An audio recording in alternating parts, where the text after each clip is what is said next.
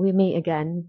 Sometimes I get in a role with making YouTube videos and then I move countries and we have to start all over again. So I'm back. Today I wanted to do a brief video on the impact of meditation because it has completely changed my life. There's things that I've done in my life that I would not have done had I not started meditating.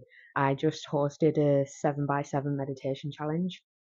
7 days, 7 minutes of meditation.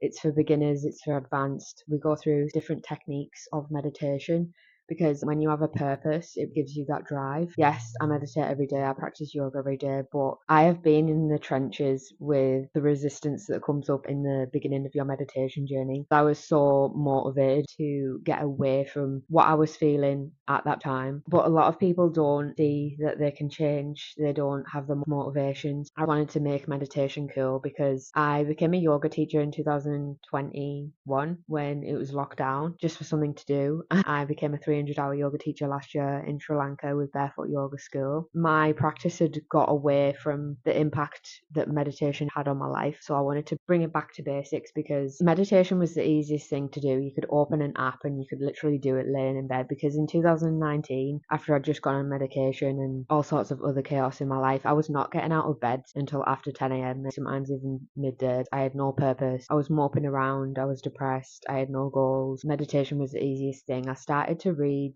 self-help books because I have an interest in psychology from doing it at uni, sports psychology, and in college. Realized I was just in so much pain that I was like, I'm done with feeling like this. I did feel like a long road. It felt like I was never gonna really see the light for a couple of years, but I just had determination. I've always had that drive, and I feel like it got knocked out of me because I was listening to what other people or the expectations of what you're meant to do or what you should do. I was in a long-term relationship, but my mental health was on the floor, so how could I have possibly brought up a family if my own mental health was on the floor? I feel it's just not gonna be a great world if people keep doing that, is it? I needed to sort my own mental health out, and I could never forgive myself if I didn't travel the world. I'd have been so resentful if I'd have settled down and had kids before I'd even done what I wanted to do and live my own life. I feel like that's more common these days and more of an opportunity, so why wouldn't we take that opportunity? That is something that I've done since meditating. I've travelled the world. I've came over to Australia, Bali,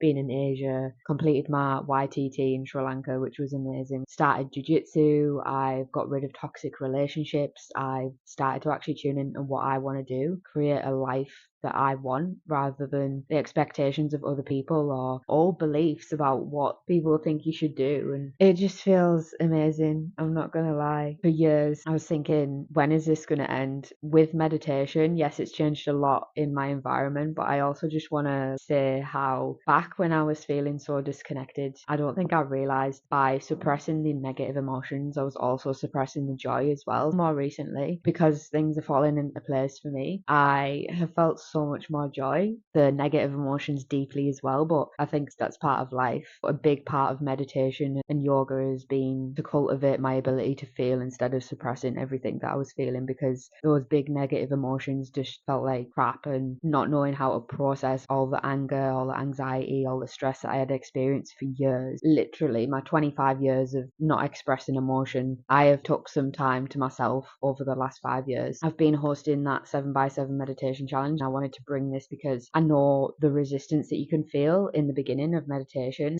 I meditated on the Headspace app for over 365 days, and some days I would just put the meditation on because I wanted to get away from this feeling as quick as possible. I would sit there and be in my thoughts the whole time. It would feel so pointless, but even trying my best, even on my most anxious days, was a win in my eyes, because how I felt was so bad. Like, my body was so tense, my mind was always thinking the worst case scenario and had no boundaries, was cut off from speaking my truth, doing what I really wanted to do. That's how meditation has changed my life, and I wanted to bring awareness to how it's changed my life, in the sense that it's not just for the spiritual people or feeling calm and stuff. It changes your physical reality reality, like the things that you're doing on a daily basis, because it changes the way that you see things and respond to things. It changes your environment and also changes you internally. I was a very angry person and I thought there was something wrong because expressing your anger in certain ways is not great. The way I would respond, like shouting, screaming, is not great. That's the only way that I'd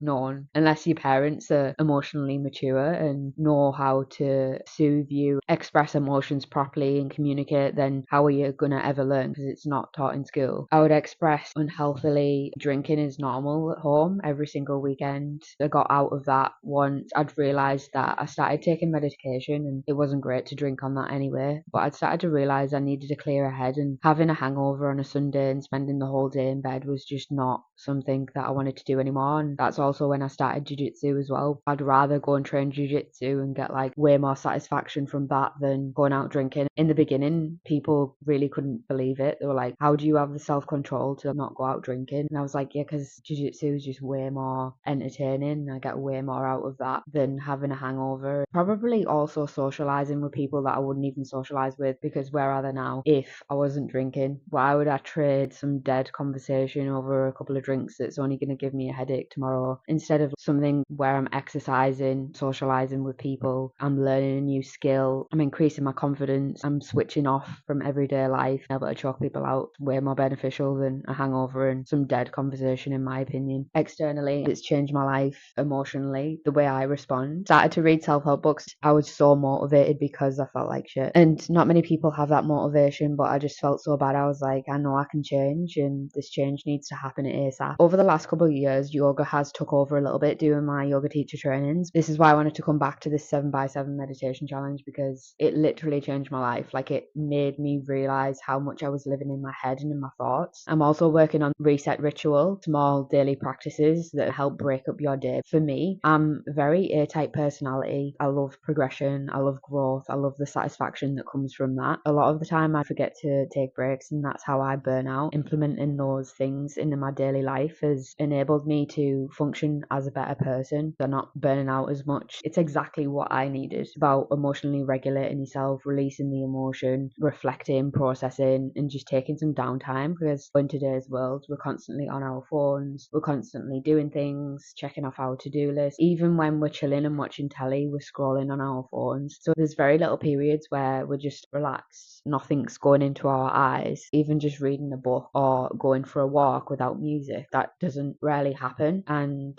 that is what contributes to the constant stimulation and constant burnout. A 7x7 meditation challenge is free. I go through different techniques, and giving you an intention with every meditation is going to motivate you to sit down and meditate, in my opinion, because I know the resistance that can come up in the beginning. By having that intention, it gives a bit more motivation to sit down and meditate, because you're meditating on a specific technique. Put the links below. So either 7x7 meditation challenge or the reset ritual, which is going to be daily rituals that you can implement into your day that are just going to break the day up and make you feel more calm, regulated, and not stressed. You realize the important things you're meant to be doing. I would waste time because you're like constantly doing and you think you're being productive. Sometimes stepping back, reprioritizing, and focusing on what's actually a priority is more productive than just blindly going in and constantly doing, instead of prioritizing what's actually important right now. Meditation isn't just for those who are spiritual or who want to improve their mental health. It's massively improved my mental health, as well as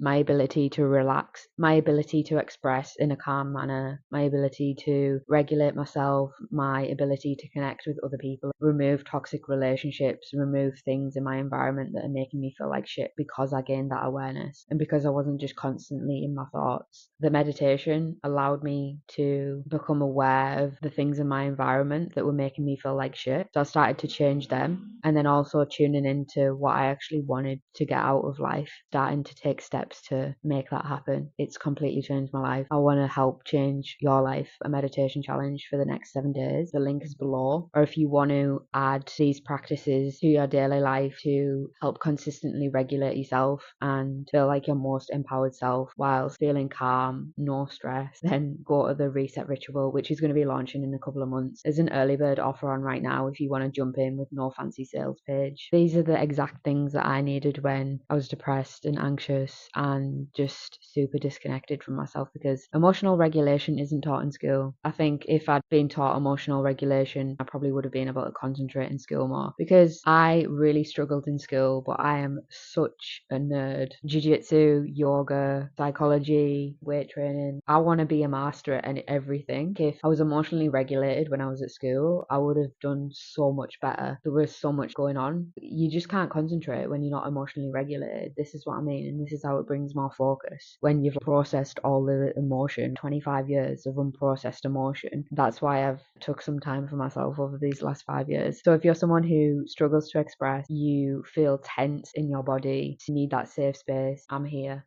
to help you. You can either start with meditation if you're wanting to start slow, or if you're really wanting to get these practices into your daily life and make them a habit so that you feel calm, focused, you feel like yourself, you feel like you've got your sanity because your mind's clear, then the reset ritual is for you. So I just wanted to emphasize how much meditation has changed my life. So hopefully I'll see you in there. If not, I hope this video has inspired you to maybe get curious about it. I hope you've enjoyed watching it, and I'll see you on the next one.